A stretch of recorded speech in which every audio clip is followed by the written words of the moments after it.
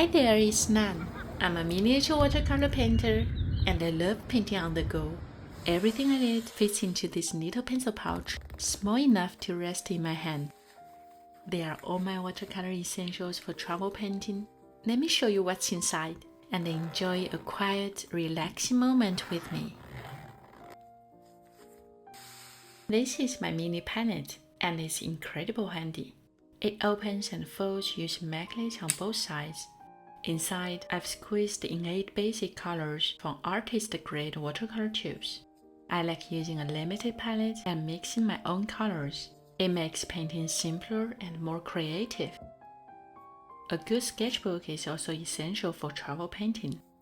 I made it myself using arch cold-pressed watercolor paper in an accordion format so I can see all the pages at once.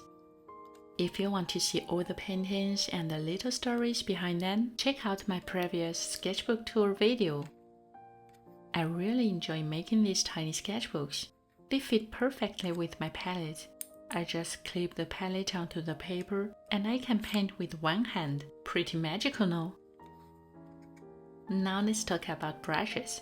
For travel, I use detachable watercolor brushes. When folded, they are compact and fit easily into any small pouch. Once assembled, they become full-sized brushes. I usually bring 2 sizes, a size 6 smooth brush for washes and a size 0 for painting details. This smooth brush is made for natural hair and holds water well, which is great for painting outdoors. Sometimes I also bring a tiny flat synthetic brush. This one is a Handheld Precision size 0. It's firmer than the mop brush, which makes it helpful for adjusting details or fixing watermarks. And what do I use to hold water? This is a little metal cup that's usually used for oil painting. It has a clip on the back so I can attach it to my board. I also carry a small plastic bottle filled with clean water, just in case I want to paint and there's no water around. You might recognize it. It's actually a soy sauce container from a sushi takeaway. Here's a little tip. Carry a tiny spray bottle to keep the paint wet and make it easier to pick up the colors. Once all the essentials are ready, it's time to paint. With this setup, I can quietly paint in public without attracting too much attention, which is perfect for shy painters like me. By the way, you can now find this nano art kit on my website, which includes all you need to paint everywhere. I also bring a few extra tools to make the process easier and more fun. For example, some masking tapes. It helps me to leave clean white borders around my paintings or fix the paper onto the surface. I always carry 2 sizes, 7mm and 3mm. Those slim versions work especially well with my tiny watercolor pieces. I also bring a small mechanical pencil and a tiny ruler. These are useful for sketching, but to be honest, I don't use them often. I prefer painting directly with a brush because it feels more free. This Kneaded Eraser is a classic. It removes pencil marks gently without leaving any crumbs. Just knead it a bit before using it. Sometimes I don't feel like painting in my sketchbook, so I paint on loose sheets of paper. I pre-cut different shapes and keep them in my pouch. Although watercolor paper is thin, it can still be a bit hard to hold, so I use a small board for support. This one is actually a wooden postcard I found in Paris. The size fits perfectly in my pouch.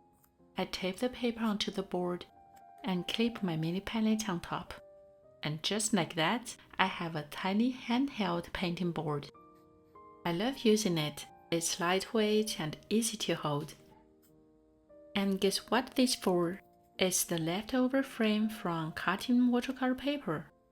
You may be surprised, I actually use it as a viewfinder to help with composition of my painting. Here are some small leftover paper pieces for testing colors or doodling freely. You might notice my palette doesn't have white paint.